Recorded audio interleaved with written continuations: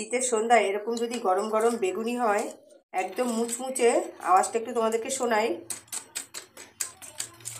আর বেগুনিটা আমি একটু ধনেপাতা দিয়ে বানিয়েছি বলে বেশ স্পাইসি স্পাইসি দেখতেও হয়েছে, বেশ সুন্দর দেখতে লাগছে, আর খেতেও দারুণ লাগবে। চলো তাহলে বেগুনিগুলো বানাই, তোমাদের সঙ্গে পুরো ভিডিওটা শেয়ার করবো।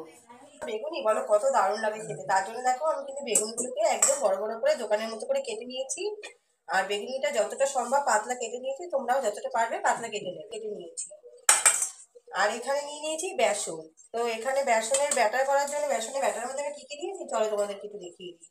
এখানে নিয়েছি বেসন, এবার বেগুনি বুঝে বেসনের ব্যাটারটা নিতে হবে। নিয়েছি বেসন, আর এখানে নিয়েছি একদম অল্প করে চালের গুঁড়ো, শুকনো লঙ্কার গুঁড়ো, নুন, একটু খাবার সোডা, একটু মিষ্টি, আর ভাজা মশলা। সব রকম মশলা দিয়ে যে ভাজা মশলাটা হয়, সেই ভাজা মশলাটা এবার আমি সমস্ত কিছু একবার ভালো করে মিশিয়ে নেবো।